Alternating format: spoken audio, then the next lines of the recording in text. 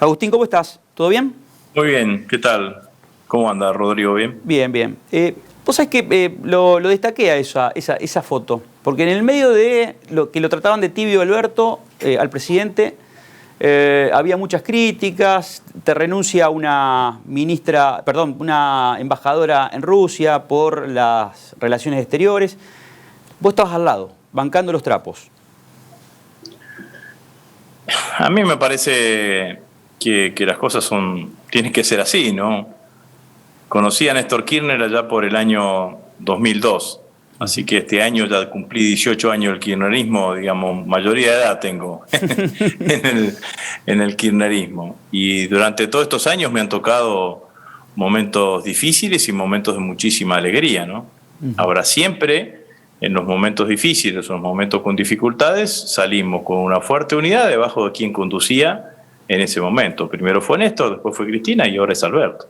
Entonces me parece que esto es el comportamiento que tiene que tener nuestro espacio político, que de alguna manera quedó claramente establecido con lo que sucedió el 17 de octubre, ¿no? Yo también decía que este 17 de octubre, los 17 de octubre tienen distintos significados según el momento político que te toque. Este 17 de octubre era un 17 de octubre cuyo significante político más importante era expresar un fuerte apoyo a la gestión que encabeza el presidente de la Nación. Y creo que es lo que fundamentalmente tenemos que hacer, ¿no? Porque la realidad es que, independientemente de que entiendo que somos una coalición y que entiendo que las coaliciones no se hacen entre los que piensan idénticos, sino que entre los que piensan parecido, y que es lógico y razonable que existan miradas distintas y debates y acentos distintos y matices distintos, también es cierto que es una coalición que está gobernando. Y cuando vos gobernás necesitas unidad en la acción. Y cuando la unidad en la acción, sin ninguna duda, se expresa de la manera que dije recién. Se expresa debajo de quién es el que preside el gobierno hoy, ¿no?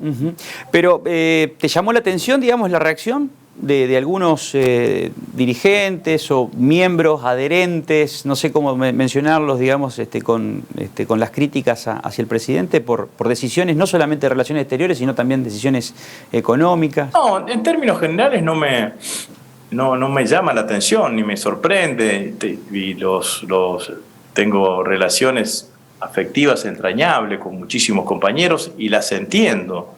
Lo que digo simplemente, mi invitación es una invitación a tener una correcta dimensión de lo que está sucediendo, en Argentina, de lo que está sucediendo en el mundo, de la importancia de la unidad y de la importancia de calibrar adecuadamente lo que es el gobierno del presidente Alberto Fernández, que yo creo que no hay espacio político en la Argentina como para hacer un gobierno más progresista que el que viene haciendo el presidente de la Nación, ¿no?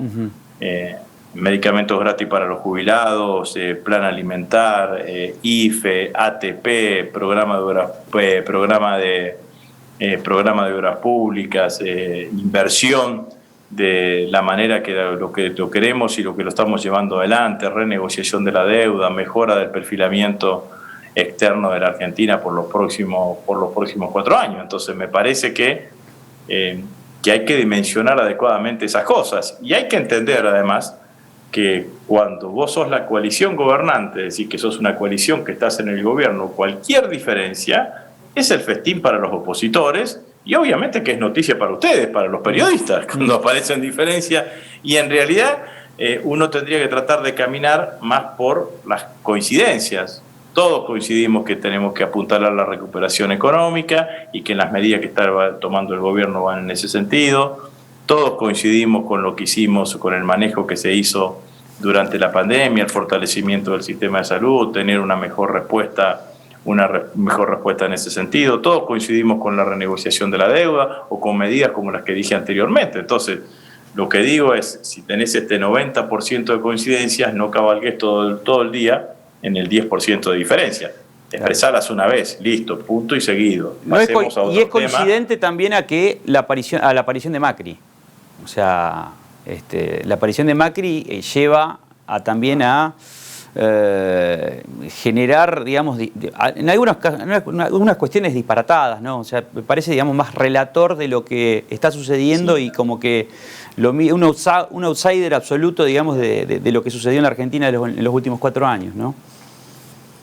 Claro, a mí me parece que eso que vos decís es así, digamos, ¿no? El hecho novedoso quizás en los últimos 20 y pico de años o 20 años de la política argentina, que los dos espacios políticos hegemónicos de hoy de la Argentina, las dos coaliciones hegemónicas, han gobernado el país en los últimos 8 años. Uh-huh. Entonces, cuando yo veo a dirigentes del macrismo, inclusive al expresidente Macri, cuando veo que hicieron 6 movilizaciones, criticar tan livianamente nuestra gestión de gobierno, simplemente digo, estuvieron gobernando ustedes hasta hace 10 meses atrás. Hace un año atrás fueron a las elecciones. Macri fue el primer presidente de la democracia que después de la reforma del 94 se presentó a su reelección y no fue reelecto. No solamente no fue reelecto, sino que no logró sacar los votos necesarios como para obligar a que vayamos a una segunda vuelta. ¿Y por qué los argentinos no lo votaron? No lo votaron porque hicieron las cosas mal. Porque si no, los argentinos hubiesen seguido votando a Macri si hubiesen hecho las cosas bien y estaría gobernando hoy Macri. No supieron, no quisieron o no pudieron hacer las cosas que dijeron que iban a hacer en el 2019 cuando ganaron las elecciones. Entonces, ¿por qué no ahora que hay otro presidente que fue electo por los argentinos, déjenlo al presidente ver si puede hacer y resolver las cosas que ustedes no pudieron resolver hace 10 meses atrás? Uh-huh. Porque todo lo que estamos sufriendo hoy los argentinos, que yo reconozco que haya argentinos que estén disgustados, malhumorados, cansados por la situación de la pandemia, la crisis económica y demás, ahora que el macrismo como espacio político intente capitalizar o representar ese sentimiento, están absolutamente inhabilitados. Están inhabilitados fundamentalmente por lo que estuvieron gobernando hasta hace 10 meses atrás. Entonces lo lógico y lo razonable es que tengan un poquito de moderación, que se ubiquen un poquito en el escenario y que traten de dejarle al presidente ver si el presidente puede hacer las cosas que ellos no pudieron, no quisieron o no supieron hacer durante 4 años de gestión. Entonces esto es lo que me parece. Lo que pasa es que veo que en Argentina. Vos que analizás el mundo, digamos. Rodrigo, sí, perdón. Decime. Llevamos 10 meses de gobierno, sí. 7 meses en pandemia, 6 marchas. Además, bueno, nosotros sabemos que la Argentina tiene problemas y estamos trabajando para resolverlo, pero ellos dejaron a la Argentina con mayor cantidad de problemas y sin pandemia.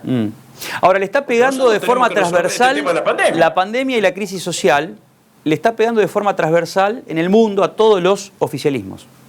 Sí. Y hay algo peligroso. Digamos, vos, tu rol como ministro de Defensa también te lleva a ver la geopolítica. Los extremos. Hay el surgimiento de muchos extremistas, neonazis en Alemania que quisieron copar, digamos, el Parlamento, en Grecia ya sabemos lo que sucedió, en Europa, en todos lados, digamos, están generando ese antidiscurso, antisistema, antipolítica. ¿No ves que hay un surgimiento de ese agotamiento que vos bien clarificás de la situación con este discurso antisistema? ¿Una identificación? Bueno, puede existir, digamos. De hecho, existió de alguna manera en la campaña electoral anterior y le fue muy mal, digamos, ¿no? Tanto a los candidatos como Esper, como Gómez Centurión no tuvieron ningún tipo de relevancia. Hoy pareciese que en la Argentina, al contrario, las expectativas de los argentinos se dividen en dos bloques mayoritarios. Lo que sí creo que también hay un sector importante de la sociedad que lo que le pide a la dirigencia política es que esta confrontación por la confrontación misma no lleva a ningún lado. Digamos, ¿no? Entonces, no significa que uno tenga que mimetizarse con el otro, porque eso, la esencia de la democracia justamente son en gran parte las diferencias y los proyectos políticos distintos. Lo que yo creo que tiene que tener la democracia argentina es un piso de coincidencias un poco más alto que el que tiene ahora y sobre todas las cosas perder el sentido agonal que parece que tiene la política, digamos. ¿Qué quiero decir? Vos competís para ganarle al otro, no para terminar con el otro. Claro. Entonces, esto es lo que me parece que tiene que tener que tiene que tener la política argentina. Obviamente que miro esas cosas que suceden en otros lugares, en otros lugares del mundo, pero tampoco creo que sean determinantes a que eso venga a suceder acá. Claro. Lo que creo es que hay un sector de la oposición, de la oposición macrista, que cree que la beligerancia discursiva, que el oponerse absolutamente a todos, es el camino que debe tener la oposición. No me parece que ese sea el mejor escenario que tenga la oposición, pero... Vos lo ves claramente sí que por un lado está Macri, Bullrich, y por otro lado está Larreta, por ejemplo, con, como calificó Monzó en algún momento, la pata peronista del PRO, o de Cambiemos, o de Junto por el Cambio. Bueno, claramente que hay miradas distintas y que uno puede visualizarlas dentro de la oposición. El problema es que en estos últimos 2 meses podríamos decir que es la mirada más crítica, más entorpecedora, más que de la gestión del presidente Macri, pareciese que es la que termina predominando hacia el interior, claro, hacia el interior del bloque opositor. Y yo vuelvo a decir, no es que gobernaron en el siglo pasado, no es que gobernaron en el siglo XIX, gobernaron hasta hace 10 meses. Entonces los problemas de la Argentina no aparecieron cuando Alberto Fernández asumió como presidente. Sí, que cualquiera de nosotros analizaba la previa de la gestión del gobierno, uno podía decir, bueno, el desafío más importante que tiene el gobierno es la renegociación de la deuda. Claramente esa renegociación de la deuda se llevó adelante de forma exitosa. Yo personalmente creo que no hay otro economista en la Argentina que pudo haberlo hecho mejor de lo que lo hizo Martín Guzmán en estas condiciones. Y me parece que ese es un mérito que el gobierno ha tenido y ha tratado de resolver una deuda. Y ahora nos queda la deuda con el Fondo Monetario Internacional. El 100% de esa deuda con el Fondo Monetario Internacional fue tomada durante la gestión del presidente Macri.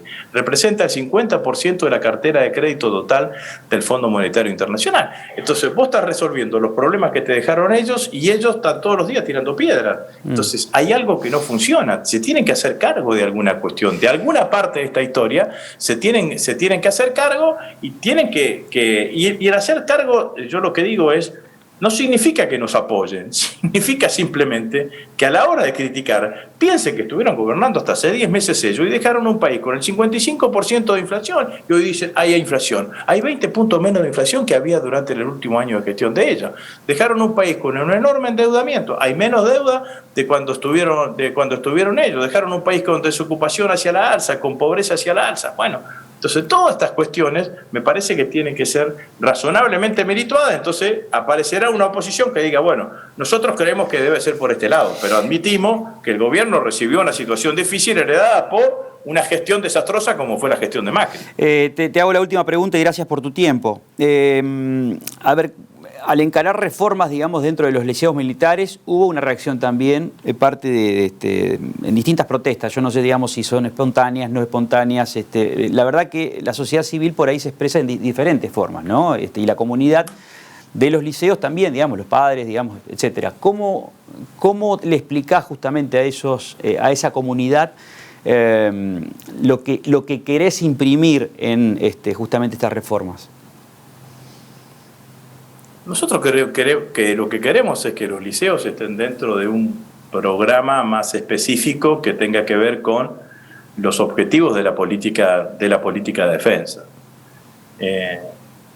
¿Cuál es la situación de los liceos en la Argentina? En primer lugar, el gran porcentaje de los chicos y chicas que van a los liceos militares no siguen la carrera militar. Pero te estoy hablando de que sigue la carrera militar entre el 1 y el 5%. El Estado Nacional, a través del Ministerio de Defensa y a través de la Fuerza, hace un enorme esfuerzo de mantener esos liceos.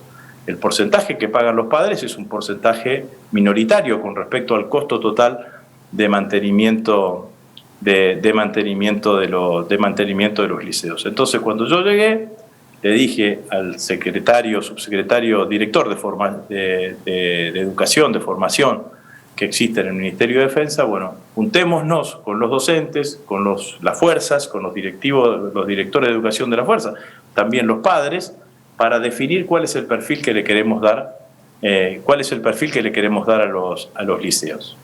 Entonces ahí nos encontramos con algunas cosas que no compartimos, pero no es que no las comparto ahora, no estaban antes cuando yo fui ministro de Defensa. Educación religiosa. Es un colegio del Estado, no tiene que dar educación religiosa. Si hay un padre que quiere que su hijo reciba educación religiosa, en la ciudad de Santa Fe hay colegios muy prestigiados, los jesuitas, La Salle, que reciben educación religiosa. Bueno, mande a su chico a una escuela de esas características. Credo. Una cosa así, digamos, ¿no? En segundo lugar, práctica de tiro. Yo no estoy de acuerdo que en un colegio del Estado se le enseñe a tirar a un chico que sea menor de edad. La política general del Estado Nacional es no el uso de armas, es el no uso de armas. Entonces yo no voy a asumir la responsabilidad de que un chico menor de 18 años aprenda a tirar en un colegio del Estado. ¿Qué es lo que les propuse? A los que sean mayores de 18 años, los que van a estar en el último año, le enseñaremos tiro deportivo.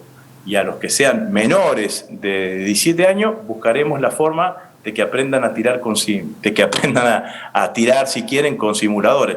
Me dijeron, los simuladores salen caros, sí, pero los vamos a hacer y los vamos a ir colocando. Y por el otro lado, es una visión pequeña de lo que es el militar. Claro. El militar no es alguien que está todo el día tirando. Es más, en teoría, únicamente utilizará su arma para tirar en el momento de una guerra. Es una parte mínima de lo que significa su instrucción, de lo que significa su instrucción militar. Entonces, esa es la mirada del Ministerio de Defensa. Y en tercer lugar, la condición de reservista. No pierden la condición de reservistas. Lo que les decimos claramente, que la reserva va a estar efectiva el día que el Congreso de la Nación apruebe una ley de reservas, que no la tiene aprobada ni la tiene en tratamiento. Y digo además que si el objetivo de un padre es que su chico sea reservista, también lo puede hacer sin ni siquiera ir al liceo. Porque en muchísimas unidades militares vos haces un curso durante un año, todos los sábados a la mañana te dan instrucción militar y quedás como reservista del Ejército Argentino. Esas son las cuestiones que nosotros estamos dispuestos a discutir. ¿Qué es lo que le proponemos? Le proponemos, por ejemplo, que dentro de los programas de los liceos militares esté la cuestión de introducción a la ciberdefensa, que es un tema... Es un tema de hoy y de futuro. Que se estudie la relación de la defensa con los recursos naturales, que se estudie planificación y planeamiento en materia de la defensa y la Antártida Argentina. Estas son las cosas que queremos darle para que tenga algún tipo de sentido la existencia de los liceos.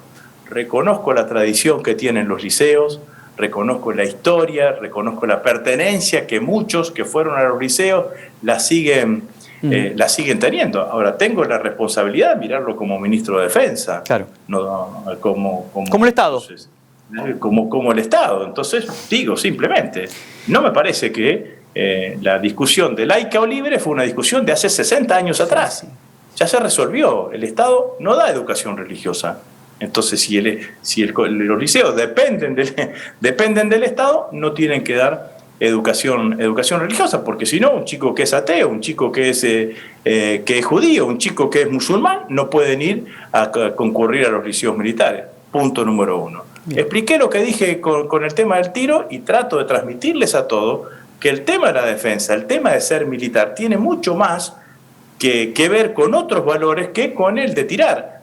Y si a vos te interesa mucho que tu hijo aprenda a tirar, lo llevas a un tiro federal o haces como me hicieron a mí cuando tenía 12 años, que me pusieron una escopeta 16 de 2 caños en el hombro, que la apunté y me caí de cola, digamos, ¿no? Pero bueno, pero no tiene por qué el Estado dedicar tiempo, esfuerzo en eso, porque tiene que ver con otra mirada. Y trato de transmitirles, por su pertenencia al mundo de la defensa, cuestiones que sí tienen que ver con la defensa, con la planificación, con los nuevos desafíos, como esta cuestión como esta cuestión de la ciberdefensa. Y lo de los reservistas, la condición de reservistas potenciales la van a seguir teniendo hasta que exista una ley, pero que ya no depende exclusivamente del Ministerio de Defensa. Sí, también les digo que los que dicen, bueno, los liceos están para ser reservistas, es una mirada también incompleta, porque la realidad es que también se puede ser reservista de cualquiera de las Fuerzas Armadas haciendo algunos de estos cursos que te dije, sí, que se brindan en distintas instituciones militares. Entonces, de esto se trata. En realidad, lo que estamos tratando de hacer es de encontrar... Cambiar conciencia, cambiar cabeza, digamos, también. Pero encontrarle un sentido más allá de la tradición. Más allá de la tradición, que la reconozco importante, que hay muchos argentinos que pasaron por los liceos y que se sienten con la obligación del mantenimiento de los liceos porque sienten que tuvieron una buena educación. Todo eso yo lo reconozco. Tengo la obligación de encontrarle un sentido a una institución educativa en donde vuelvo al principio. Dos cuestiones que hay que entender. El mayor porcentaje, que es menor esto, del financiamiento no es la cuota, sino es el aporte presupuestario que hace el Ministerio de Defensa a través de cada una de las fuerzas. Y segundo lugar, esto también para mí fue una sorpresa la primera vez que fui ministro, porque yo pensaba que una gran parte de los chicos que terminan su quinto año en el liceo terminaban en la carrera militar. Sí. No todos, digo, bueno, qué sé yo, como... Sí, pero del 1 al 5%, digamos, nada. Los chicos que van al industrial, una gran parte terminan estudiando ingenierías o alguna cosa. El chico que va al Domingo Silva termina en ciencias económicas. Uno piensa eso razonablemente. ¿Qué pensás? Un chico que va a un liceo militar, ¿qué hace? Va al ejército, va a la Fuerza Aérea, va a la Armada. Bueno, eso no sucede con los liceos militares. Es un porcentaje mínimo el que termina haciendo la carrera militar. Entonces tengo que tratar de encontrarle otra mirada. Reivindico además, por eso yo respeto las opiniones y respeto todo el clima que se generó, creo que además se generó un clima exagerado, porque además lo que estamos proponiendo es una discusión, en donde el Ministerio va a tener su opinión, pero vamos a tratar de consensuar absolutamente con todos sobre cómo tiene que ser el funcionamiento de los liceos en la Argentina. Ministro, muchas gracias por su tiempo, siempre muy amable. Bueno, muchas gracias a ustedes. Adiós.